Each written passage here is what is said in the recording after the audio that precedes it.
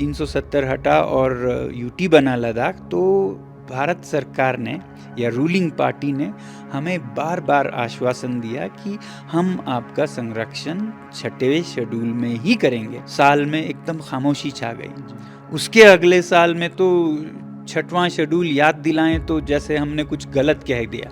4 मार्च को बताया गया आपकी कोई मांग नहीं सुनी जाएगी, हम ना आपको लोकतंत्र दे सकते हैं, ना आपको 6वें शेड्यूल का संरक्षण दे सकते हैं, प्रधानमंत्री खुद लिख के दें भी तो मैं नहीं दूंगा, गृह मंत्री जी ने ऐसा कहा। दोस्तों नमस्कार, मैं इस समय लेह में हूँ और एक बहुत ही खास शख्सियत से मैं आपका तारुफ कराने जा रहा हूँ। एनवायरमेंटलिस्ट, एजुकेशनिस्ट, और इस समय पूरा लेह में जो एक बड़ा आंदोलन चल रहा है या पूरे लद्दाख का जो आंदोलन चल रहा है, उसकी उम्मीदों के एक बड़े केंद्र, और वह सिर्फ उम्मीद अब लद्दाख और लेह तक सीमित नहीं है बल्कि पूरे देश की उम्मीद बन गई है। हमारे साथ मौजूद हैं सोनम वांगचुक जी। नमस्कार। नमस्कार, जनचौक में आपका स्वागत है। बहुत बहुत धन्यवाद। आप एक बड़ी उम्मीद के केंद्र बन गए हैं। यहाँ जो आंदोलन चल रहा है उसको लीड कर रहे हैं। 21 दिन आप अनशन पर बैठे और पूरे देश ने आपको फॉलो किया है। क्या मांगे थी, किन मुद्दों को लेकर आप बैठे थे? जी बहुत बहुत धन्यवाद।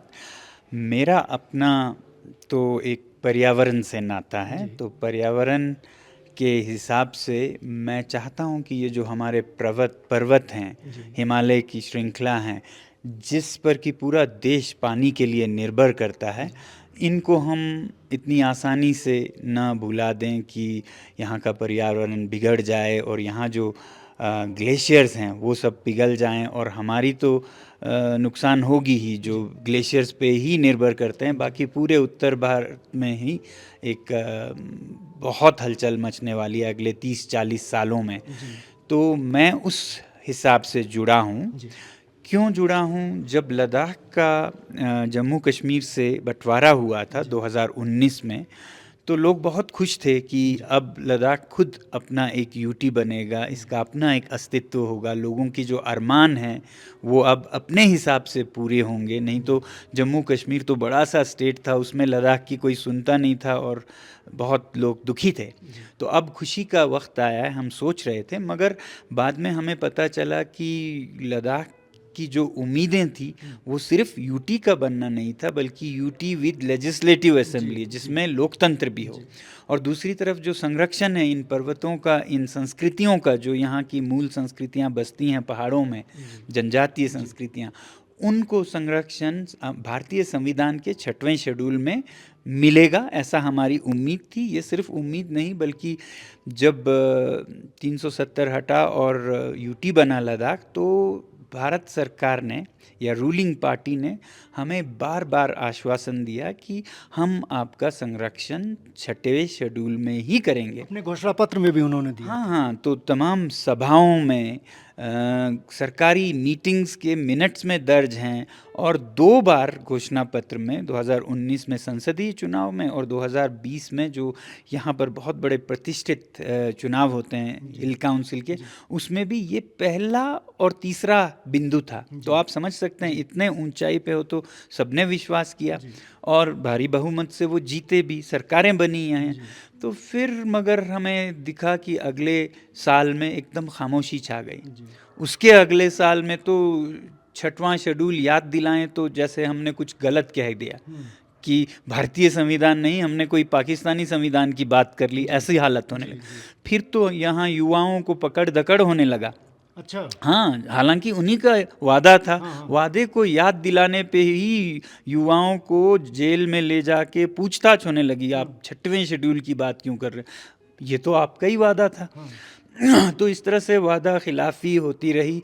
फिर नाम पे मीटिंग्स बुलाते रहे, लगभग 10 मीटिंग्स हुए 5 सालों में। अच्छा, 10 मीटिंग जो है केंद्र सरकार के साथ और यहाँ? जी, लद्दाख के नेता जो थे, एपेक्स बॉडी और कारगिल डेमोक्रेटिक अलायंस के नेताओं का केंद्र सरकार गृह मंत्रालय के साथ लगभग 10 मीटिंग्स हुए, जिसमें टालम टोल कभी कहते थे कि आप ये मांगें लिखित में दे देंगे, यहाँ से दिल्ली जाने के बाद लिखित मांग रहे हैं, लिखित तो लेके आने को भी कह सकते थे, दिया भी था, और कभी कहते आपकी टोली बहुत बड़ी है, हम अगले मीटिंग में मिलेंगे छोटे सब कमेटी में।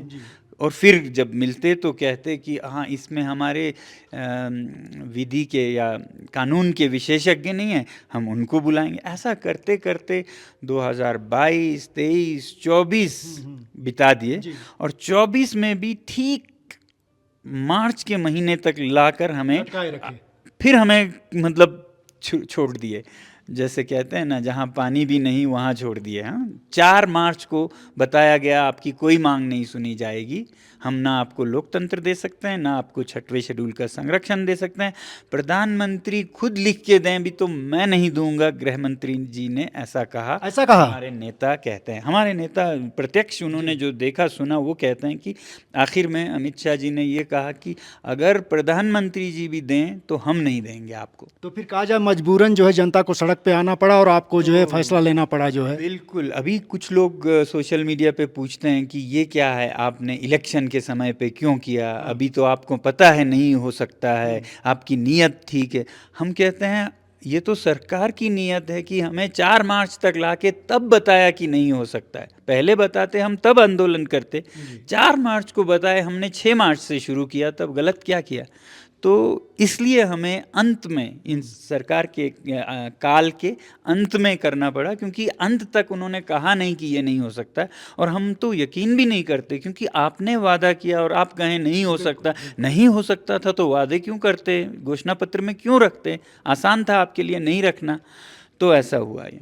इस बीच आप जो है देख रहे थे यहाँ जो आंदोलन चल रहा था उसमें जो भागीदारी हो रही थी, मतलब 25-25, 30-30 हज़ार लोग सड़कों पे दिख रहे थे। उसके बाद 21 दिन तक आपने अनशन किया, तो इसमें क्या कोई बातचीत, कोई नतीजा क्या हुआ? नहीं, ये बहुत हम हैरान हैं कि मतलब लद्दाख एक बहुत ही संवेदनशील सैनिक सीमा है, जहाँ पर स्थानीय लोगों का साथ हो या ना हो, उनका मनोबल हो या ना हो, भारत की सुरक्षा पर बहुत असर करता है।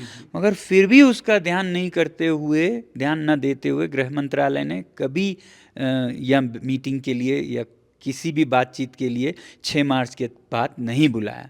तो एक तरह से अगर समस्या हो तो सेना निपटे, हमें क्या है टाइप का रवैया रहा, और लोगों को बहुत ठेस पहुंची है कि जब लद्दाख की सुरक्षा संरक्षण की बात आई तो पूछ भी नहीं रहे हैं।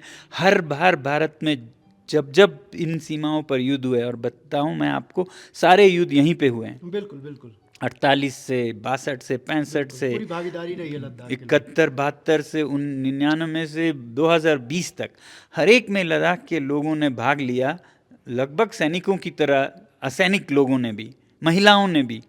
और आज उनको ज़रूरत पड़ी तो बिल्कुल किनारे फेंक दिया। बैठते। फिर आपने पश्मीना मार्च का ऐलान किया था और उसको फिर वापस लेना पड़ा, क्या वजह रही? पश्मीना मार्च का हमारा ये था कि किस तरह से यहाँ के चरवाहे जो हैं, जो दुनिया की सबसे बेहतरीन पश्मीना निकालते हैं, उनके चरागे खोए जा रहे हैं।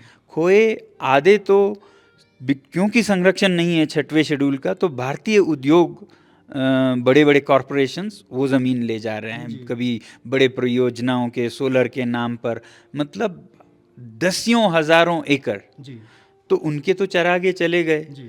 दूसरी तरफ चीन के अतिक्रमण से और भी ज़्यादा ज़मीन जा रही है। तो अब कितना वो, उसके बारे में ज़रा और डिटेल बताइए कुछ। कितना है, यहाँ के लोगों को तो ये मालूम है कि जहाँ हम पहले जाते थे भेड़ बकरी लेके, वहाँ से 15-20 किलोमीटर पहले ही रोक दिया जाता है। अच्छा। तो एरिया कितना बनता है यहाँ नहीं पता चलता है, मगर जैसा हमारे सुब्रमण्यम स्वामी जी ने तो आंकड़ा दिया है, 4056 स्क्वायर किलोमीटर, वर्ग किलोमीटर का चीन को गया है। और चीन से भी रक्षा नहीं हो रही है हमारे चरागों का। मुआवजा देने के बदले में अब भारतीय उद्योगों को दिए जा रहे हैं उनके चरागे, मतलब एक तो उधर चला गया। सामान्यतः उनको सब्सिडी या कुछ खाना पूर्ति करनी चाहिए कि आपका उधर गया तो हम आपको ये देंगे, उल्टे जो बचा है वो भी दे रहे हैं परियोजनाओं को। तो फिर ये चरवाहे कहाँ जाएंगे? और दो तरफ नुकसान हो रहा है, एक तरफ यहाँ कारपोरेट को दे रहे हैं जमीनें, दूसरी तरफ चाइना ले रहा है, और दोनों चारागाह जो है वो हमारे चरवाहों का नुकसान हो रहा है। जी, जब कहते हैं कि ऐसा हो रहा है तो मानने को तैयार नहीं है, कहते हैं 1 इंच भी नहीं गया है, कहीं से कुछ नहीं गया। तो इसलिए हम कह रहे थे कि हम जाके आपको प्रत्यक्ष दिखाएंगे, पैदल मार्च करके, चरवाहों से मिल के, कि पहले वो कहाँ तक जाते थे, अभी वो कहाँ कहाँ तक सीमित हैं या कहाँ कॉरपोरेशंस ले जा रहे हैं, ये सब दिखाएं। इसके लिए हम पश्मीना मार्च करेंगे।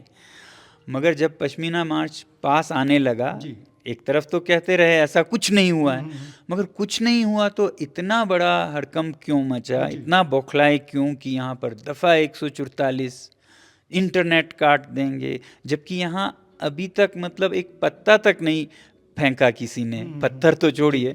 तो इतने शांतिपूर्ण अनशन पे आप दफ़ा 144 लगा लेंगे। तो हमने ये कहा कि हमारा तो सब कुछ इसी से सिद्ध होता है कि आपके पास बहुत छुपाने को है, इसलिए आप हमें मार्च नहीं करने दे रहे हैं। आप चाहे लोगों की जान जाएं, परवाह नहीं करेंगे। तो हमने कहा हम ही कैंसिल या स्थगित करते हैं इस मार्च को, क्योंकि जो हमें दिखाना था वो तो बैठे बैठे दिख रहा है कि आपको इतना डर लग रहा है, तो कुछ ज़रूर छुपाने को। मतलब वही जो बात आप कह रहे हैं, कहने का मतलब सरकार कुछ ऐसा छुपाना चाह रही जो इसके इस मतलब फैसले से आपके सामने आया। क्या माना जाए कोई धमकी भी दी जा रही थी, आपको सामने दी गई? व्यक्तिगत तो नहीं, हमें ये बताया जा रहा था कि हम आपको बिल्कुल हिलने नहीं देंगे, जेल तो सबको करेंगे, उसका हमें डर नहीं था। मगर हमें डर था कि जिस तरह से वो पुलिस और अर्धसैनिक बल बिछा रहे थे पूरे लेह में, कहीं दूर से आते हुए जो युवा आ रहे हैं नुब्रा से, चांगतांग से, झड़प हो गया और फिर हिंसा हो गई तो पूरे आंदोलन पर दोष मढ़ दिया जाएगा कि ये हिंसक हुए। तो इसलिए हमने इसको स्थगित किया। सोनम जी, एक बहुत ही महत्वपूर्ण पक्ष रहा है लद्दाख के अंदर, लेह और कारगिल। यहाँ जो है माना जाता है कि बौद्ध और हिंदू आबादी रहती है, वहाँ मुस्लिम आबादी। और बीजेपी जिस तरह से 370 ख़त्म की और कहा जा रहा था कि यहाँ भी कोशिश कर रही थी इस तरह कम्युनल डिवीज़न कराने की, एक हद तक लोग मानते हैं और बताते हैं कि सफल भी रही थी। अभी इस आंदोलन में क्या भूमिका थी कारगिल और लेह की, दोनों की? नहीं, कारगिल और लेह में बहुत पहले से ही कुछ अंतर, कुछ मतभेद होते रहे हैं। मगर इस आंदोलन में आज तक इतिहास में जितना लोग एक साथ नहीं आए, वैसा इस बार आए। वो एक ही आवाज़ में, चाहे लेह से हो, चाहे कारगिल हो, चाहे किसी भी धर्म के हो, हर धर्म के लोगों ने इसका साथ दिया, चाहे बुद्धिस्ट हो, मुस्लिम हो, क्रिश्चियन हो, हिंदू हो, सब ने संरक्षण के लिए साथ दिया।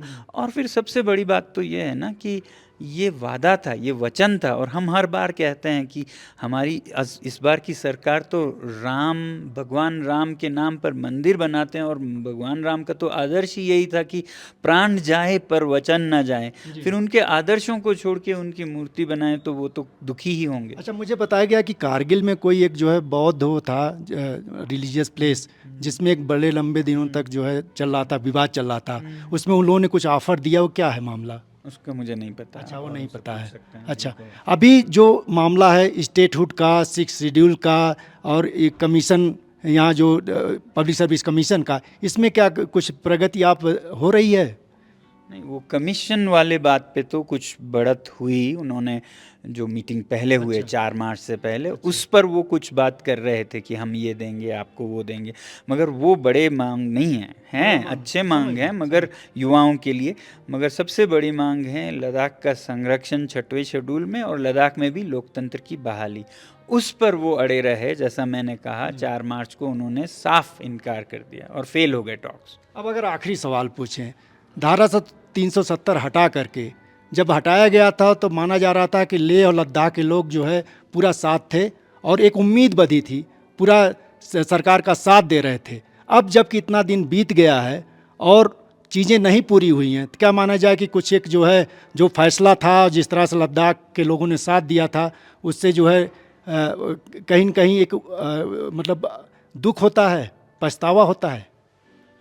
नहीं, हम सोचते हैं कि देर सवेर ये ठीक होगा। क्योंकि लद्दाख को जम्मू कश्मीर से अलग एक अपनी पहचान देना ये गलत नहीं था, मगर ऐसे पहचान देना जिसमें आपके हाथ भी बंधे हों, पैर भी बंधे हों, आप बंदी की तरह, यहाँ पर अभी हम बंदी की तरह हैं। यहाँ पर कुछ भी हो, यहाँ के लोगों का कोई ऐसा मंच नहीं है जिसमें वो अपनी आवाज़ उठाएं या अपने चुने हुए प्रतिनिधि भेजें। आप समझ सकते हैं, आप जिस भी स्टेट से आते हैं वहाँ पर तो विधानसभा होती है, संसद होता है। यहाँ कोई ऐसा नहीं है। यहाँ पर एक उपराज्यपाल जो उनके दिल में आए करते हैं, वो भी ठीक होता अगर वो लद्दाख को समझते।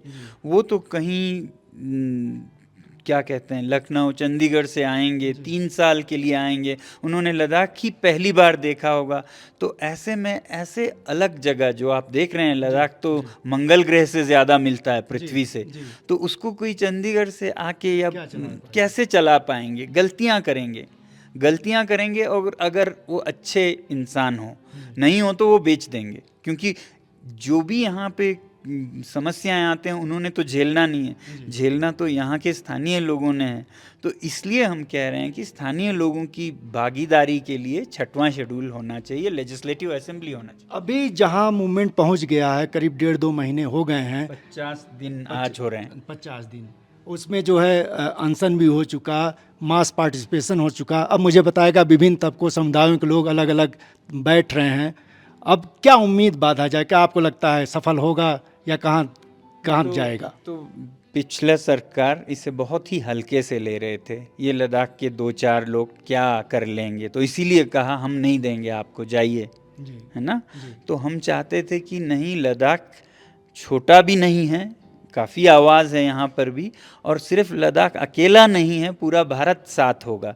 तो इसलिए हमने आंदोलन किया, और उन्होंने शायद देखा भी होगा कि पूरा भारत, चाहे एक छोटा सा दूर का प्रांत हो, तो जब उसकी सुरक्षा की बात आई, संरक्षण की बात आई, तो सरकार नहीं आई मगर भारत की जनता आई। इसका हमें बहुत फ़क्र है और कृतज्ञ हैं कि भारत की जनता इतनी विचार करते हैं हमारा।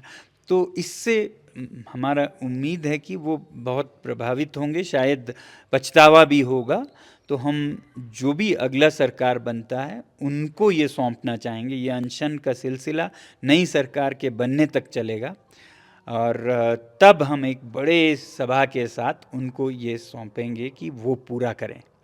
अब अगर एनडीए का जो घटक दल है वो आते हैं तो उनका ही वादा है, वही वादा रहा, और इंडिया अलायंस आती है तो उन्होंने तो अपने मैनिफेस्टो में रखा है, आपको मालूम होगा कि उन्होंने रखा है, तो वो पूरा करेंगे। हम तो इस पे चलते जाएंगे। बहुत बहुत दिल से लद्दाख की तरफ से, लद्दाख के बल्कि पर्वतों की, ग्लेशियर्स की तरफ से, यहाँ के पशु पक्षियों की तरफ से पूरे भारत की आबादी को, और हिंदी पट्टी में जो रहते हैं, हिंदी बोलते हैं, उन सब का धन्यवाद करना चाहते हैं कि आप लोगों ने इतना समर्थन दिया। जब जब हमने आपका सहयोग मांगा, चाहे रविवार राष्ट्र के नाम हो, लद्दाख के बारे में आपने सभाएं की, लोगों को जगाया, चेतना फैलाई, तो उसका यहाँ पर लोगों के मनोबल पर बहुत फ़र्क है और सरकार पर भी बहुत फ़र्क है। तो हम धन्यवाद करना चाहते हैं और उम्मीद करते हैं कि आगे भी पूरा देश, जब किसी देश के किसी भी कोने में एक संकट हो, आपदा हो, तो एक दूसरे का योगदान करेंगे और जो हमारी प्रकृति है उसे बचाए रखेंगे। क्योंकि ये सिर्फ लद्दाख की बात नहीं है, ये तो प्रकृति, पृथ्वी को बचाने की बात है और ये सत्य को बचाने की बात है। जो कोई सरकार में नेता वादा करते हैं तो जनता का ये बहुत बड़ी जिम्मेदारी है कि वो वादे पूरा करवाएं, नहीं तो इन चुनावों का कोई मतलब ही नहीं होगा। कोई भी कुछ भी वादा कर ले, वोट बटोर ले, सरकार बना ले और कहे नहीं, कुछ भी नहीं देंगे हम। तो ये पूरे भारत का मुद्दा है और वैसे भी ग्लेशियर्स का पानी तो पूरे भारत का है ही, तो इसलिए आप सब ने उसी अनुसार सहयोग दिया। धन्यवाद। तो जनचौक से बात करने के लिए बहुत बहुत शुक्रिया। और सोनम जी का कहना है कि ये सिलसिला जारी रहेगा। अगली जो सरकार बनती है, चाहे एनडीए की हो बने या इंडिया गठबंधन की, उसके सामने फिर ये मांग रखी जाएगी। और मानते हैं या नहीं मानते हैं, उसके बावजूद यहाँ की चूँकि जनता की ये मांग है, तो जनता उसको लेके खड़ी रहेगी और एक दौर में सफलता मिलेगी ही मिलेगी, क्योंकि जनता की मांग है और जनता को मिलनी ही चाहिए। लोकतंत्र के अंदर अगर कोई सफलता की बात है, लोकतंत्र को सफल होना है, अगर हम लोकतंत्र हैं, तो जनता की सुनी जाएगी।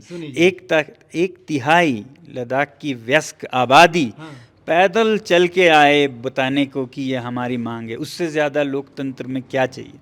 तो ये लोकतंत्र की बहुत बड़ी कसौटी होगी, यही कहा जा सकता है। बहरहाल, लेह से जनचौक के लिए मैं महेंद्र मिश्र।